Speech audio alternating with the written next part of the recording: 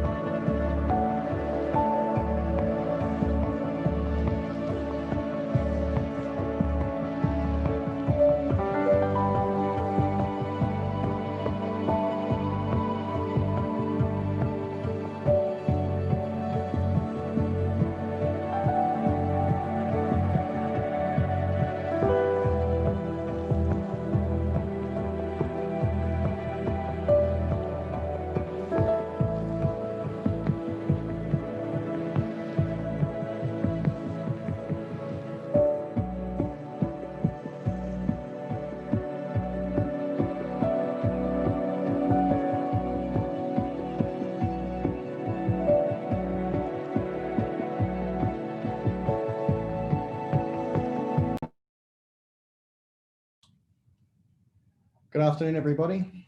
Welcome to our last technical track for the conference. This afternoon or this morning, depending on your time zone, we'll have a presentation from Warren Finch, who's one of my colleagues in the training team. And we'll be demonstrating our lab setup that we use for our lab presentations. And he'll also show you how to set this up for yourself. As per usual, please respect our code of conduct. And if you have any questions, please do not hesitate to stick your hand up or post them in the Q&A. Now I'll hand over to Warren and he can take it over from here.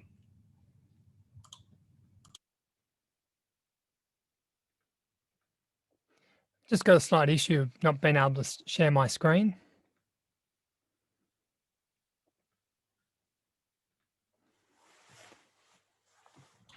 Got them now. Yep. Good afternoon, good morning, hello to everyone. I see some familiar names in the participants window, so hello to everyone. Some of you have been to the labs that we've done this past few months. Some of you have been to the face-to-face ones. So the next hour, we're going to go through setting up a lab environment for you. So to start off with, I just want to run through a few things. First one is using Zoom, if you're not familiar with that, because I want to make this as interactive as possible. So if you've got any questions, raise your hand. It's going to be a little bit different in the webinar. So you may not see it in the participants window, but down the bottom in the black bar, you should be able to see a chat, raise hand, question and answer there for you. In regards to if I need to use a whiteboard, I'll get you to swap the screen so you can look at that. Otherwise, you might need to switch your views by clicking up in the top right-hand corner. The other option is some of you might be having a side-by-side mode. If you are in the side-by-side mode, you can then just change whichever side you want to focus on by just moving the center bar here. You may need to change the speaker view as well. This is being recorded, so you'll be able to see this a bit later on. In regards to questions and answers, in our longer tutorials, we'd have every 30 minutes and a Google document where you can write down your questions, but feel free to be interactive, raise your hand, ask your questions. Dave will be available to help with some of the questions if you put them into the questions and answers area of the Zoom window, or maybe in the chat window. For all the material that we're going to cover today, you can go to the wiki page. So if you've been to the tutorials in the past, you'll already know about the wiki.apnictraining.net. And in particular, we want to go to the APNIC 50 page. I'll just bring that up now.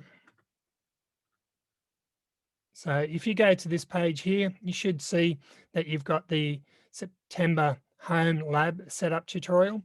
And then you've got on the first page is some information where you can download the ISO to install Ubuntu, or you can download a pre-existing virtual machine and load that up in your hypervisor that you want to use. Click on the agenda and you'll see the slides are available here for you, or you may have already got those from the actual APNIC 50 conference site. And the exercise that we're going to cover is here. Now, before I go into any more detail, I'm just actually going to start the installation now, and then I'll come back to the slide. So what we're actually going to do is I've already pre-installed the Ubuntu server. And if you click on this link here, that will take you to a YouTube video showing you a Ubuntu server bare installation setup that I used just to save time because I've only got an hour. So what I'm going to do is I'm just going to go to this machine here. And if I have a look in this directory, I've got no Git repo at the moment. So I want to be able to bring down my Git repo. So I'm just going to type in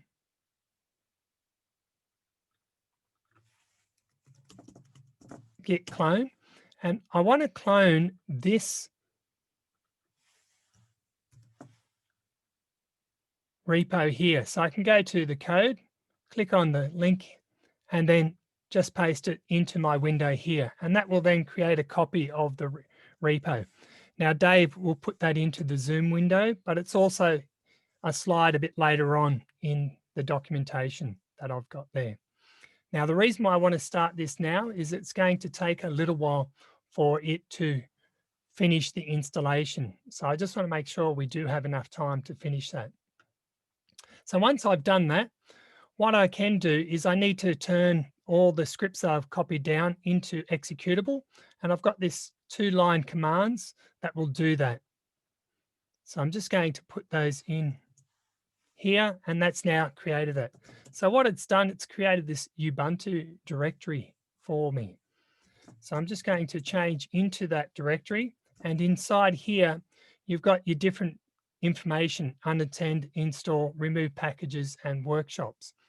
Because this is a fresh install and I want to remove any bloatware, I will go and remove packages first. And I'll come back and show you this in more detail.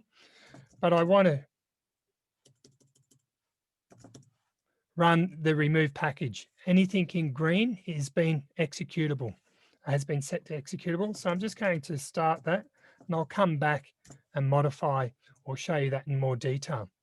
So that's going to start and remove the unwanted packages and turn off the updates and so on. The only thing I've done beforehand is I did a update to this VM before I ran it. So I'll come back and show you that in more detail, but I'm just going to let that run briefly in the background. So you can get all the resources from there. There's also some other links that if we have time, I'll go back and look at that.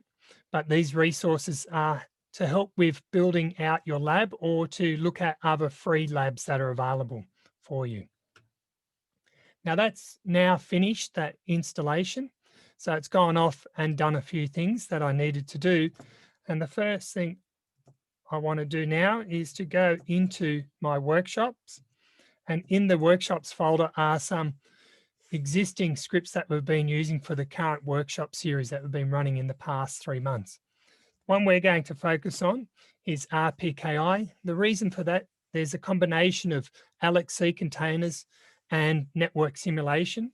So we're going to run and install that one first, because if that works, then all the others should work for you as well. So inside here, I have the setup RPKI workshop script. So same thing as what we did before,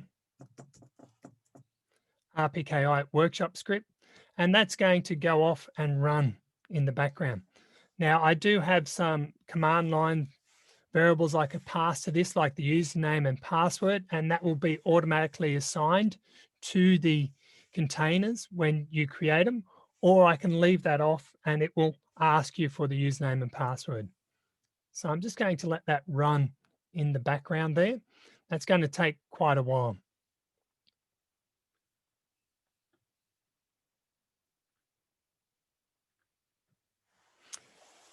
So in regards to this project, as part of the APNIC Community Trainer Program, we started looking at ways of making it easier to get our labs to the community trainers. And so that's why we started discussing with the different community trainers about their skill sets. And last year at APNIC 48, we actually ran a little poll with the people that were in the room to find out what they would be interested in helping with and what should be the technology that we use. So we asked things about what the repository will be, and majority went for GitHub. Which operating system? In this case, it was Ubuntu. The tool for automation was Salt. The virtualization software was to be used was VMware. The container solution was Docker. The lab location, ideally to be local rather than cloud, but if it did need to be cloud, it was to be AWS. And the scripting language, hopefully, was to be Python. Just going to bring back this script that's running in the background, and it's now stopped and is asking for a username. So I'm just going to use our default username that we use for our containers, and that's lowercase apnic for the username. The password is all lowercase training, and then that's going to download the LXC templates. And you can see here what it's done is it's checked the version of Ubuntu, it's updated some packages, it's checked to see if a secure shell is installed, where the screen is already installed, and then it starts setting up the network simulator and enabling the IPv4 and v6 forwarding, and it's now installing the LXC templates.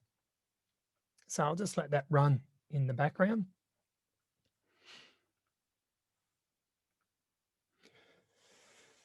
Now, the idea was that was going to be a slow sort of project. We were going to do it over a period of years or months to do that. But with the COVID-19 lockdown, it actually happened a lot quicker than that. So we ended up having to put together a lab environment in less than a few weeks. And so we started building out on GitHub, and we already had Ubuntu 16 as our base installation for all our hardware that we were using, but we then needed to build out and use other tools. And so we started off with LXC as the container solution at this point in time, because that's what we already had, and VirtualBox for some of our labs. So that's why we continued using that.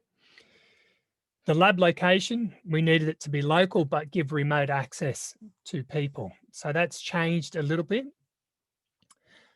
The cloud platform, I'm using Azure because I've done a lot of Microsoft projects in the past, and I've got some free credits that I get every month. So I continue using that Azure.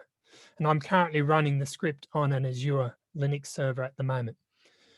I also am using Bash because the fact that our existing labs used a lot of Bash scripts. And so I started to do that. Now, when we started doing this in a remote environment, we needed to scale this. And so that's why I started using Ansible to make it a little bit easier. We are looking at moving this to Salt, and we're happy for people to help with that if you're interested, but it's going to make it a lot more easier to scale when you have some sort of automation tool. What I should mention is that the lab repo is not for production services. It's for your home lab or for your test environment. So that way you should be able to go through, set up a virtual instance of something and test it. There is no error checking at the moment for the script. I don't have a pipeline for checking it. I basically, if I make a change on a script, I'll test it locally, and if it works and I need it to access it by multiple devices, I will upload it to the repo. So the scripts are changed regularly and there's no user testing. Basically, it's the training team at APNIC that will be testing it, and we upload it when we need it. So there will be errors. Hopefully we will minimize those errors, but just be aware it could have errors in there. And some things still need to be done manually, and I'll explain that shortly. With the containers, the workshops that we only use containers, then you can use that freely. But anything that requires some sort of licensed software, you are to provide the licensed software. We will not give you the licensed software, the Cisco images or anything like that. So the hardware that we currently run these labs on and have been using for our remote labs for most of our workshops the past few months is an Intel NUC, the Skull Canyon, as you can see in the diagram here. The Skull Canyon is quite useful, and we've been able to actually recently, the past week, upgrade the Skull Canyon to 64 gigs of RAM each. So we can now hopefully test and scale it out a little bit more. In a face-to-face environment, we would also use a Ubiquiti AC Pro for our Wi-Fi access. So the logical design of our lab environment is that we have two physical NICs. One is to get to the internet. One is to get to the local area network. And then we're using a combination of our network simulator, which is DynaIPS with the blue routers on the left-hand side. And so on the left-hand side, we've got our DynaIPS and our LXC containers, which we use for installing software and so on. Now, to add to the remote access from other people around the world, we ended up creating another container to become the jump box. So anyone can get access to the jump box, and then they use that to SSH to the other containers on the 192.168.30 network, or they use Telnet to be able to get to the DynaIPS routers that are running in the network simulator. So the idea is that you would come via the internet using SSH to the jump box. From the jump box, you then get access to the 192.168.30 network. You could, in your environment and in the scripts that we've got set up on the repository, you are actually setting it up in its own LXC Bro. So it won't give you the same environment that we've got in our environment that we're running for our remote access labs, but you can manually create those if you need, and I can help you with that. But the idea is that you'll end up with a bridged interface that you would get access to then access the LXC containers and the network simulator.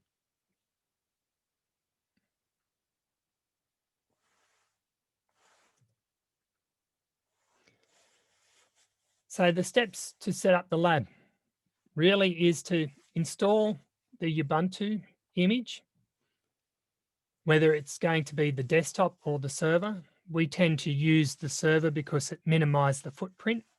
And I'll show you a script if we get time to help with setting up a minimized desktop from remote access if you want to do a GNS3 lab environment.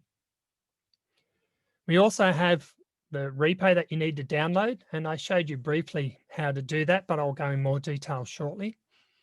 And then we review the scripts before you run those. The reason for that is that it may not be suited to your environment and you'll need to go through and do the updates for that.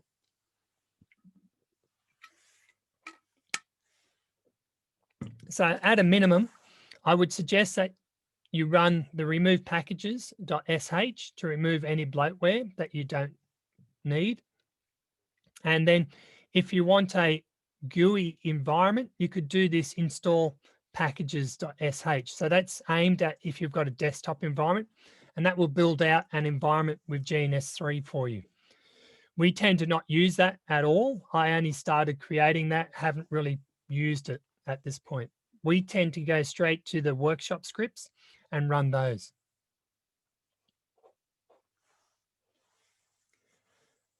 So if you wanted to go through and create these steps, first up, you want to go through and clone the repo.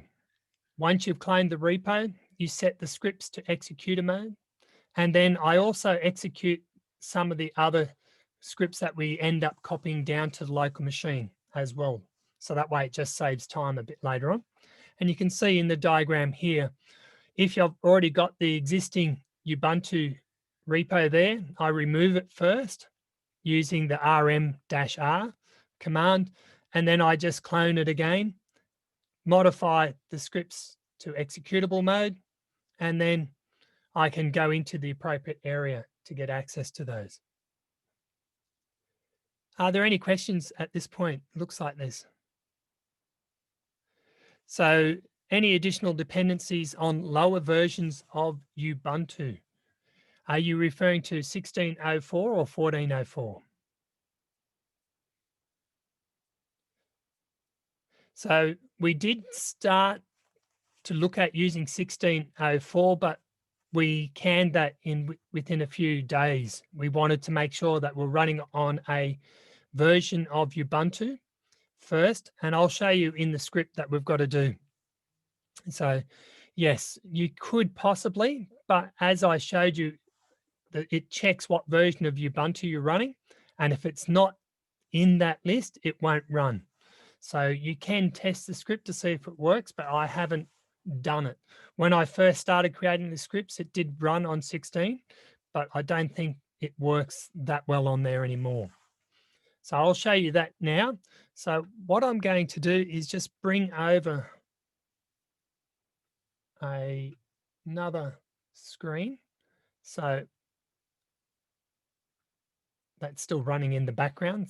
Oh, okay, so got another user container I need to create. So what this is doing is creating a local apt repo, and it's going to install for you that repo. So when it's finished, what it's going to do, it's going to create this LXC Bro settings to match our 192.168.30.254 network for our face-to-face lab. It also is going to print out what directories all the information is in. So it's got things. I'm not too sure. I haven't tried it on 1804. I'm just looking at the question that popped up there. What we can do is have a look at the version, and if it picks it up as not being compatible, I'll show you where you can modify it in the script to see if it will work. So I've got all the scripts are located in the workshop directory here, Ubuntu. The topology for your network simulator is located in the virtual labs directory, and extra scripts that you can use to start the labs or to run and create containers are inside the scripts folder. And then the actual RPKI LXC container is located there. Now, the main thing that you need to be aware of is that you need to have this Cisco iOS file available for you to be able to run it. And it by default in the topology file, it's looking for it in this path. And that's looking for it in this actual directory here. So what I'll do is I'll just change, actually I am in the directory where I've got my scripts. So I'm just going to bring this up here. And I'm just going to open up this script here. So what it's doing is once we've got that and cloned the information, we want to have a look at what's inside the packages. So you can use a cat command -B and that will put the line numbers down the side. But essentially there's three main areas. There's the global variables at the top of the file. In the middle of the file will be the functions that do specific tasks. And you can see here that it's got this check whether it's a root account, check the success of an installation.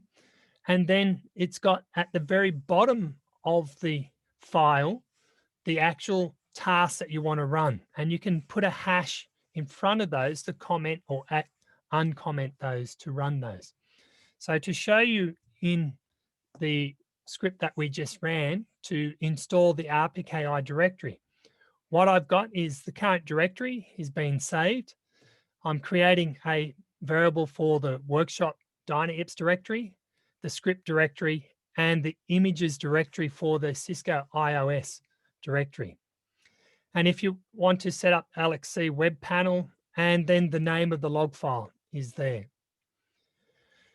The extra container that we need for this lab is going to be called rpki.apnictraining.net, what the virtual interface name is going to be called, and the net plan ID, and then some extra templates as part of the LXC template. I'm just modifying some details there. So in regards to the version, this is where it checks. So what you could do is modify this to match your version that you have, and in theory it should run. Or you can comment out the check Ubuntu task at the bottom of the file, so that way it doesn't do a check and just see if it will run. So it's going to check that you're running as sudo, going to check the version of Ubuntu that is run, and then it will start running your different tasks that you need to do.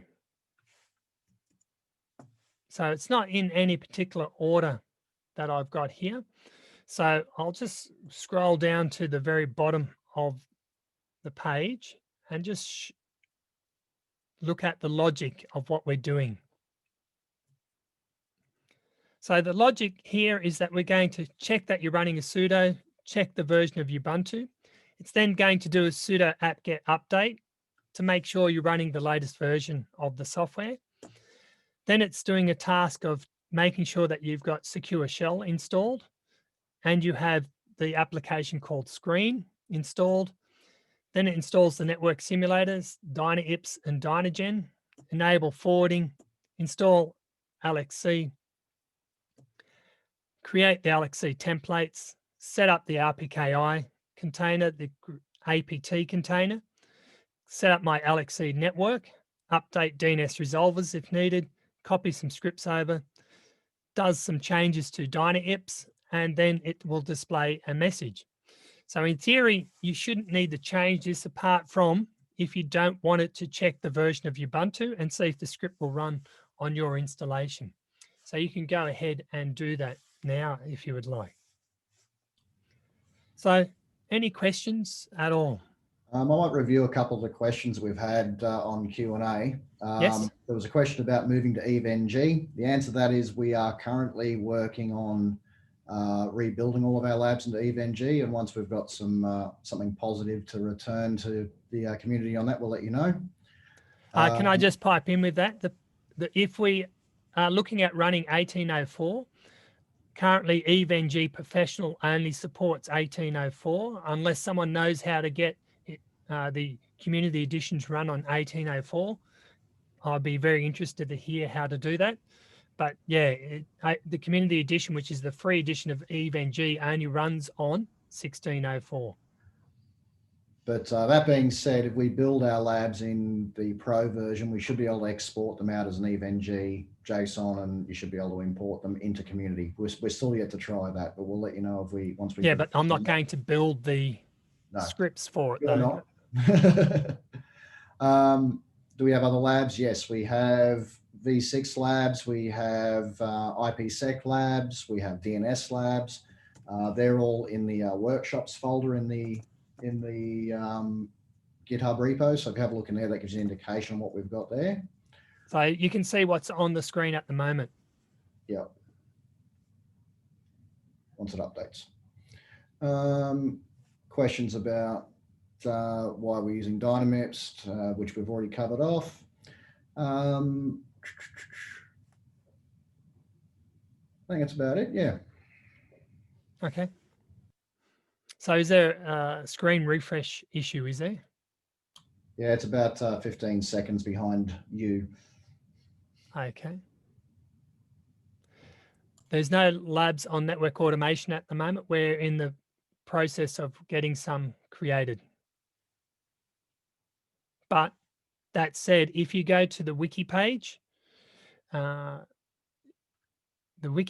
here, if you go to NRE labs, they've got some automation labs there. I'll just open that up for you here. So this is to do with network reliability engineering and NetOps. So you can go and have a look at some of those there. They'll get you started. And that's free as well.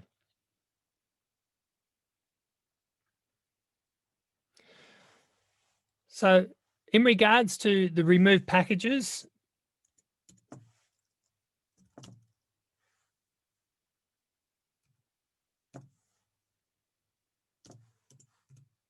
I'll just go up.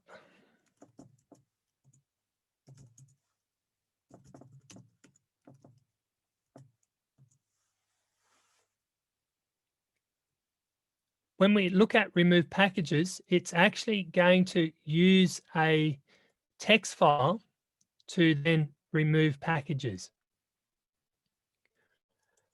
And that is called package list. So to go and have a look at the package list, you would need to go through and modify what you don't want to be removed.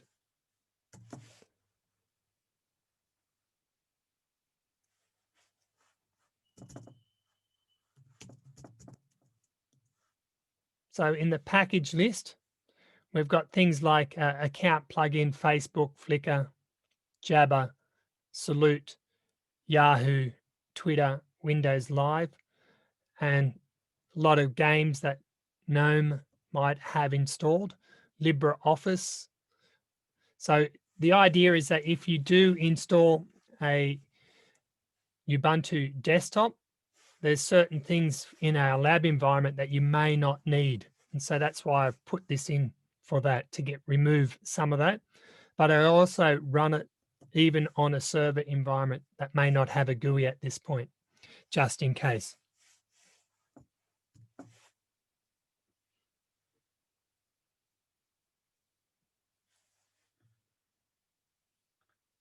So once you've gone through and you've checked what the scripts have inside them and that you're comfortable with what they're going to do, you can go through and run those scripts.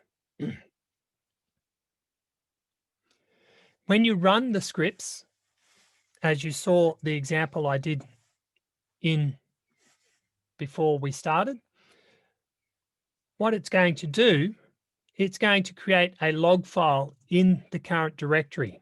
And in this case here, it's got the log file called package list removal.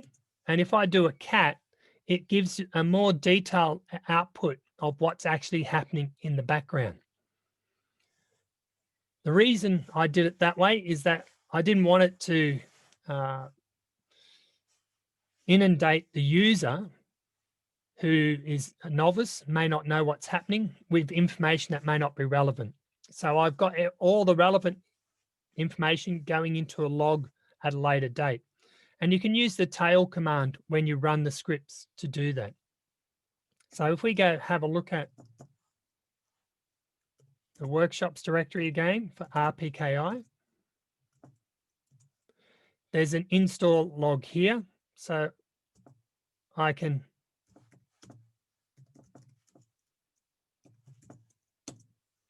run the cat command and it's going to show me everything that I went through. So you can use this to troubleshoot if there's any issues that you've got there. It goes into outputs, all the screen output, the default screen output to the log file rather than to the screen.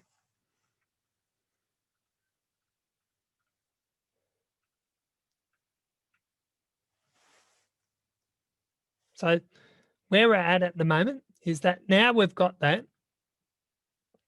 we want to go through and we want to check our scripts are ready to be run. Now, before we can run our first script, we need to make sure that we have this image available. So this C7200, and that needs to be available in the home, the current user directory, virtual labs images folder.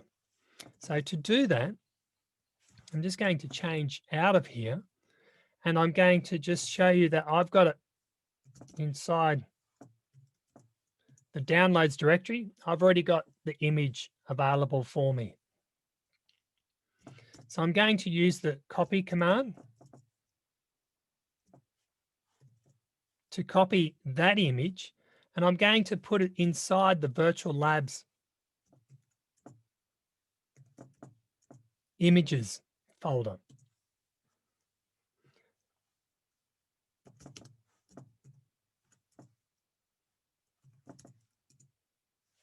And I should see that there. Now, if your image that you have is a different number to this, you'll need to update the topology file to make it run. So to do that,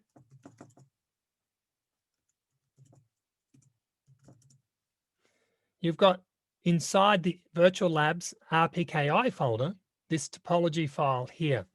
So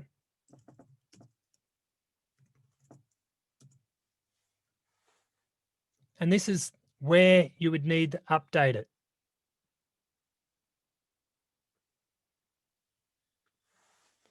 If you wanted to change that to a different image that you may have.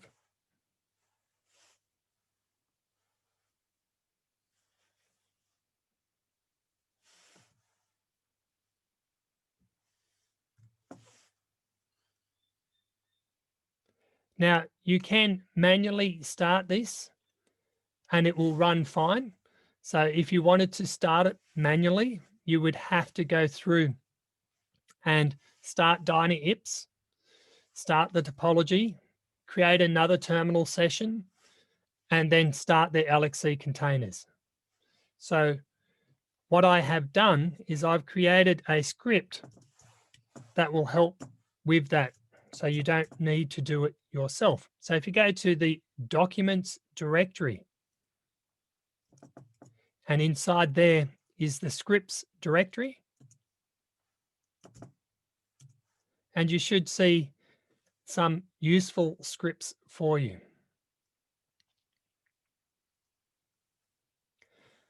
The one that we're interested in is the start RPKI server _routers.sh.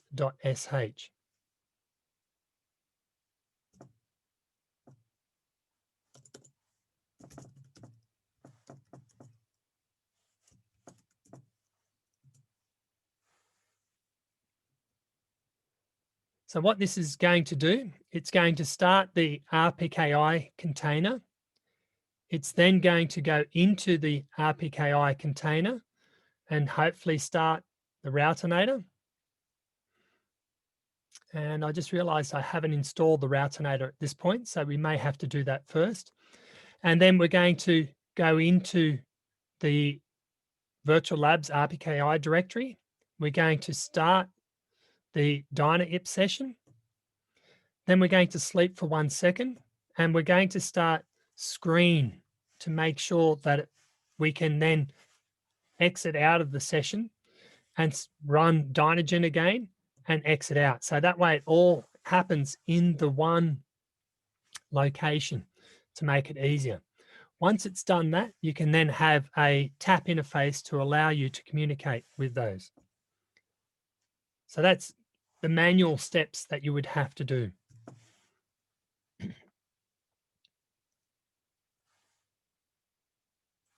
So the only thing I'm just going to do is just make sure that screen is installed. Yep, it is. I'm just going to exit out of that. So to run this, I'm just going to use the start RPKI server _routers.sh command.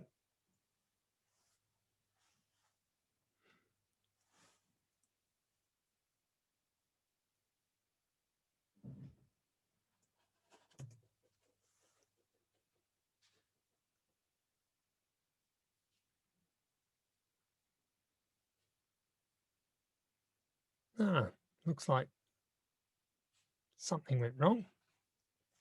So that's not the normal output that you should see.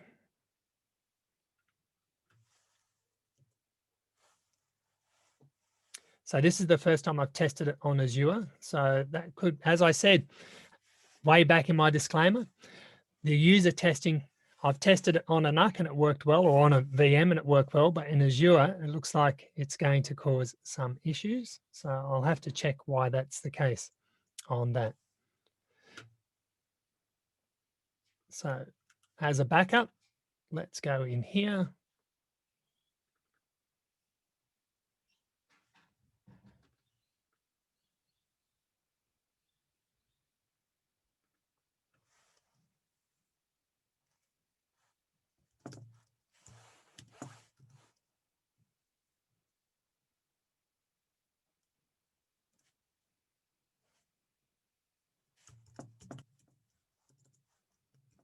Just getting.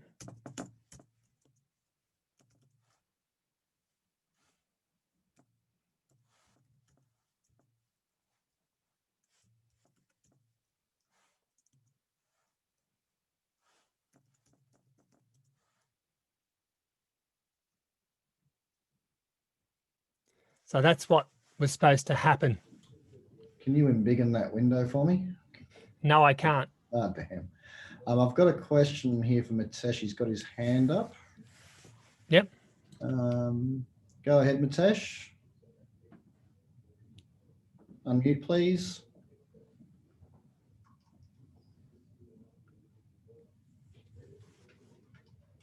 Mitesh, can you unmute and ask your question?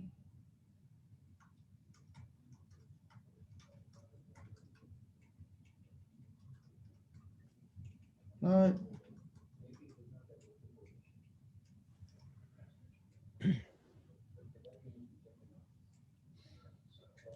I'll continue on, Warren. If he, Okay. So I'll, what I can do to save issues, I'll do it this way.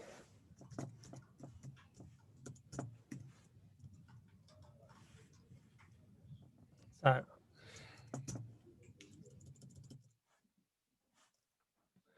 is that a better screen to see? much better. Okay. So what I will do is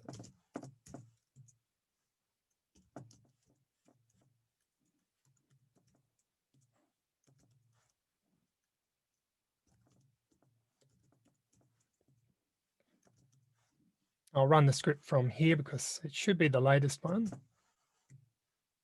And what I may need to do, I'll just check the tap interface.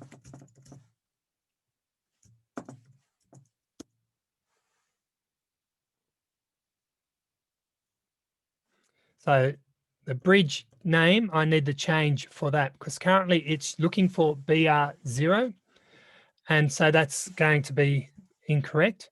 So what I need to do is if I do BRCTL show, I've got the bridge LAN and WAN to make it a little bit easier. So we want to connect it to the LAN. So I need to modify that file.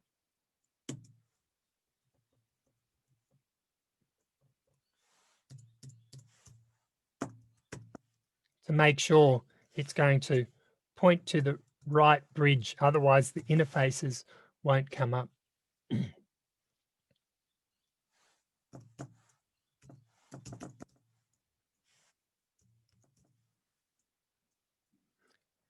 Just waiting for the screen to catch up.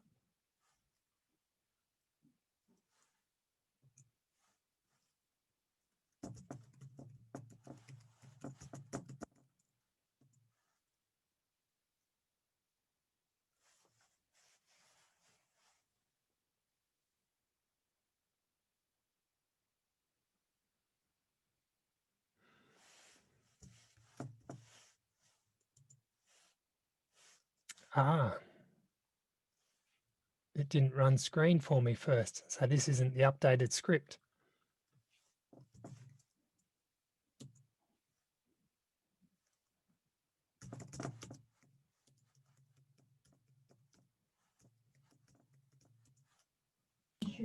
Nothing like testing live. Oh, I tested it, but obviously not on the NUCs that we've got in the lab downstairs. Yeah.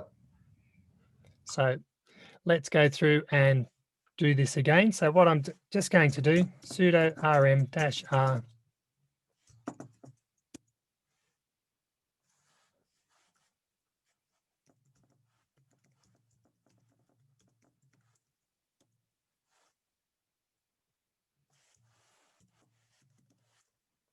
I'm lazy.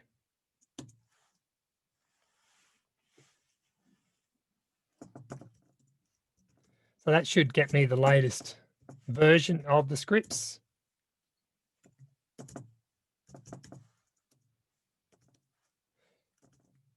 And I didn't change the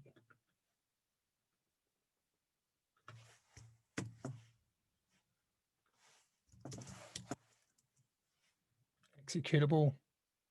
So I'm just doing that now.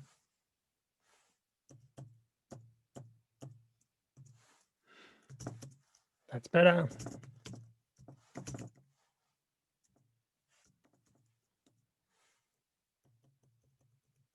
Change the bridge name to LAN.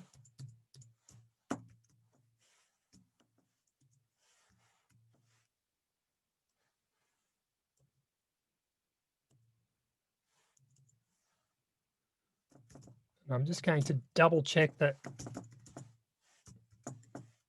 it starts screen. And it does. So that is the latest version.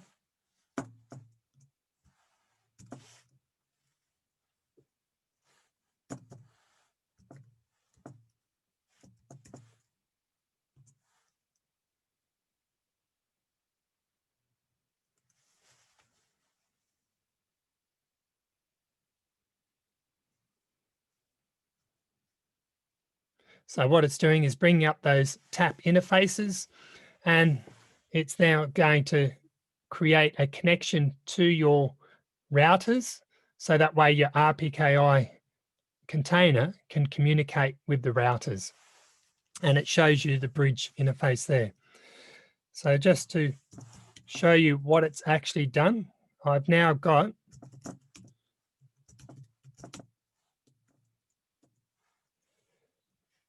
these containers running, and because I'm running it on one of our labs downstairs, people can access it via a jump host.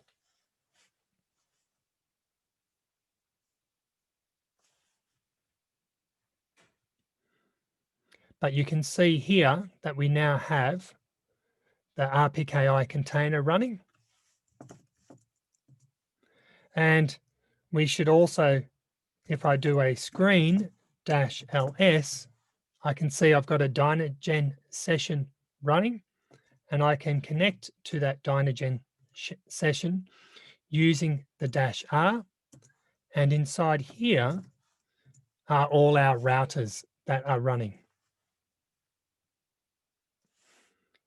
To exit out of here, I do Control A and then D to detach.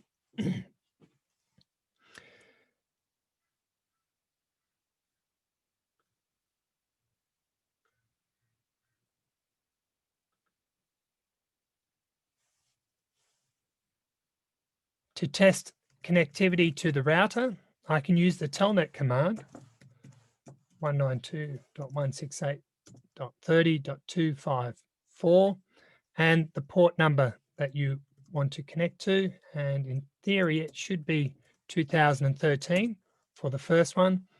And here is my base.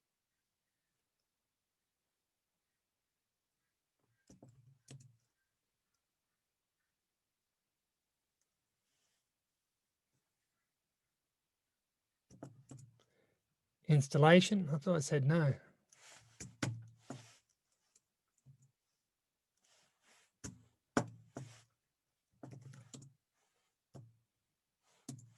Let's go to a different one.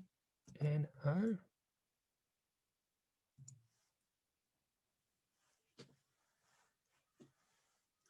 And let that run.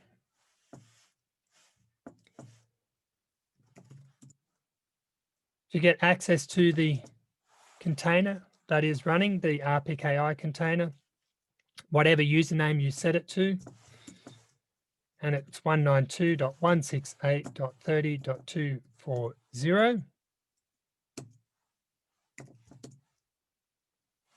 and the password that you set it to yourself. And in here, I've created a script which used to work, but with the newer version, it doesn't work anymore. But it will give you an idea of what steps for setting up Routernator.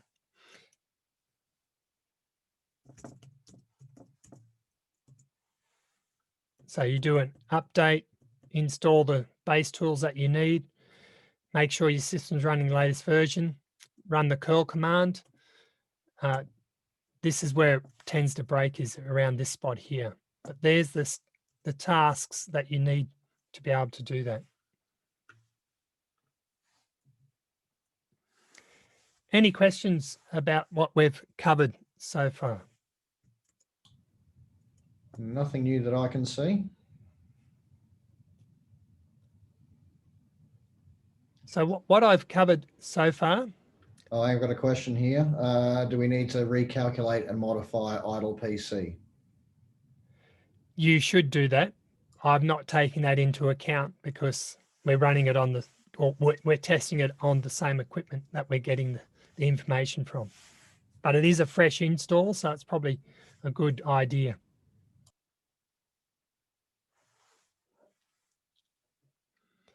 Everything that I've covered in regards to install, remove packages, and set up for RPKI workshop. There's some YouTube videos for you there.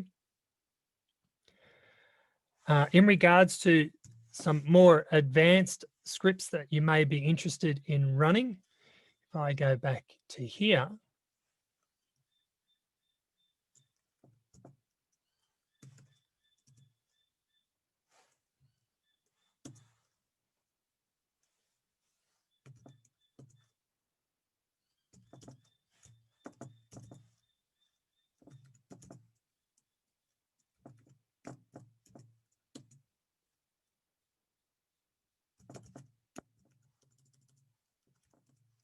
so in here, in the segment routing, we actually use GNS3 to be able to run one of our labs for segment routing.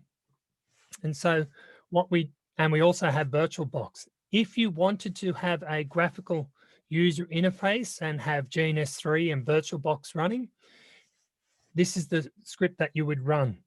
So you would want to use the sudo command to run the script. You can welcome to go have a look, but it's going to do similar package list update, package list removal, and it's just going to customize I've written it for a Ubuntu server that doesn't have a desktop, and it creates an XRDP session and a base desktop for you to use. So let's have a look at the configuration, similar to what we've seen in the past with the variables at the top. It's got some extra information there where you can pass everything in. But this is where I install XRDP, and I also install the GUI, which is XFCE4, that you can run, and then it goes and installs Dyna Ips, GNS3, Docker, Wireshark, and a few other items for you. So let's start that, and hopefully we've got enough time for that to finish. Now, while that's running, I'll just show you here.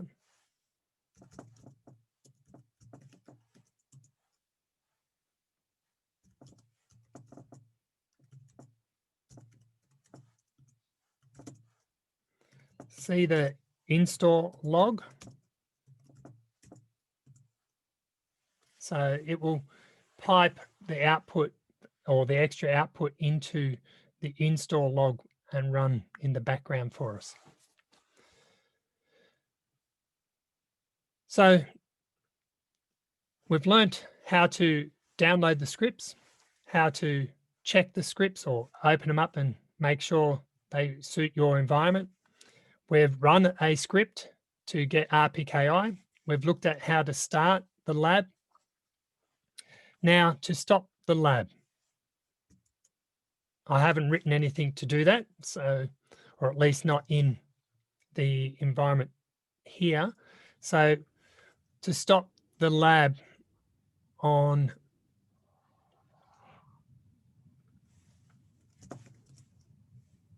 this environment here, what I want to do is go into my screen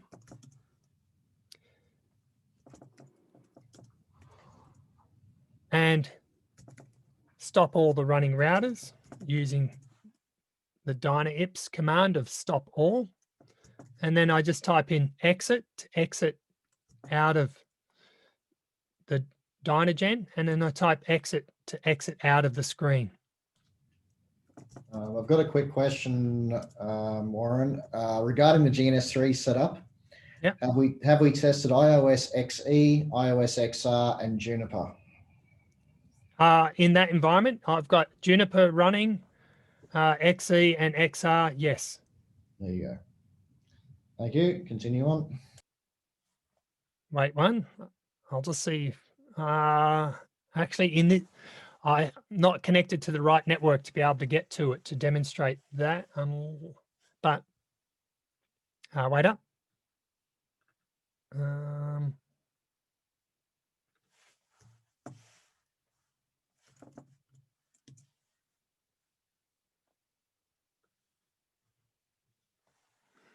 I can demonstrate that while that's running in the background.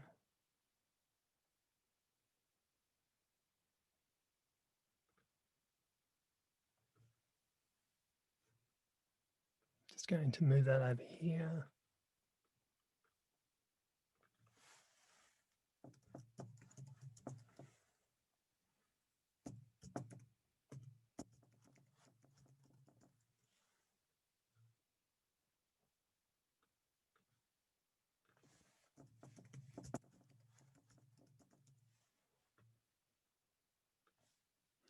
So when it finishes running, you use, in my case, I use a Windows remote desktop client to connect.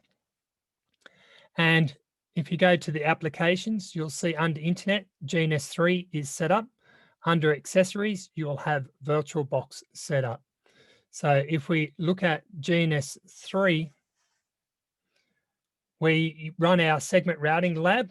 So that gets extracted the placeholders, but you still need to get your own image and your virtual machines to run that. But I've also built this simple environment using the CSR 1000, and they run without an issue.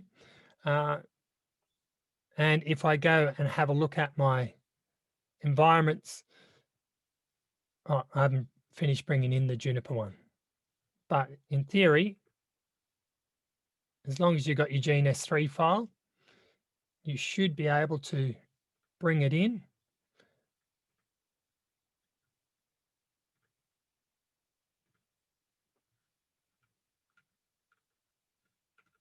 I haven't uploaded my image file yet, so I still need to do that.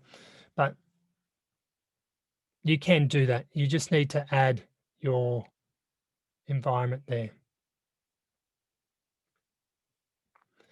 And then all you need to do is connect to the console.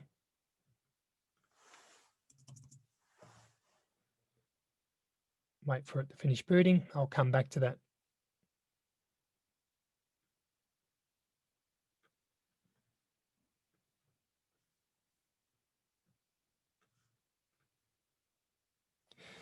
So what we need to do is to go back and shut down our lab. That's now shut that down. And if you want to have a look at your running processes to see if DynaIPS is still running, it is. So we can then issue the kill all command. Not a graceful way, but it works. And that shuts down the lab. Only thing is the bridge tap interfaces, in theory, should be gone as well, but the RPKI one is not. So that's the only thing I haven't figured out without doing a restart on your lab environment.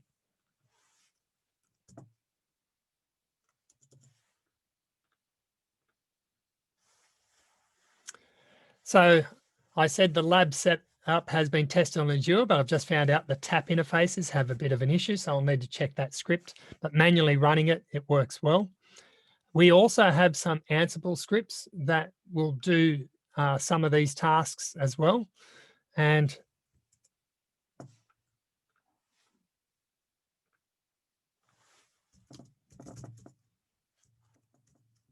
we haven't actually put those up on the repo at this point, but we've got them so that way we can start all the jump hosts, update all the jump hosts in succession, create containers dynamically, restart all the equipment, stop the equipment, and depending on which labs we want to start and stop, and also to check the status of people if they're telnetting or SSH. So at this point, we haven't made those available, but all the bash scripts are available. Are there any questions? Because we've now reached our time.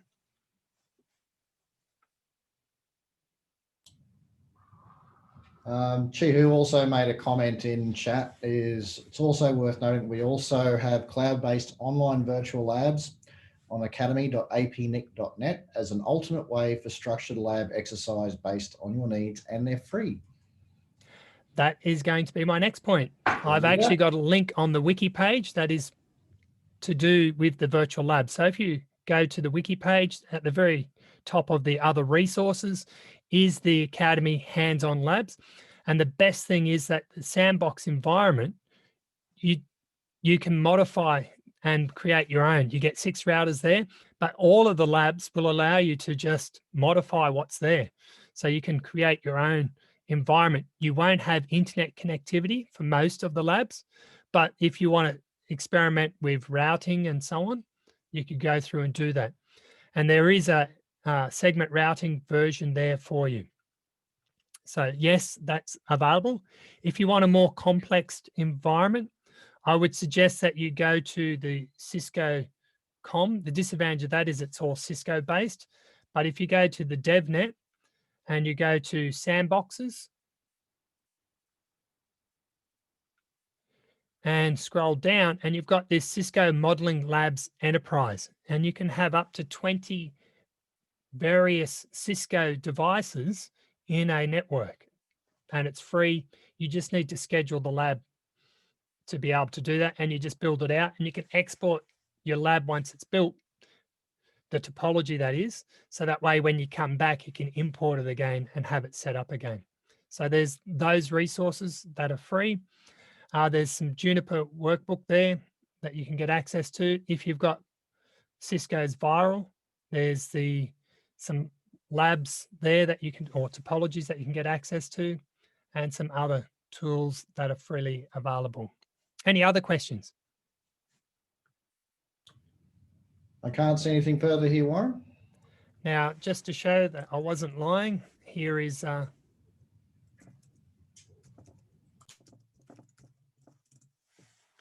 the startup of that, and that's just running on a KVM.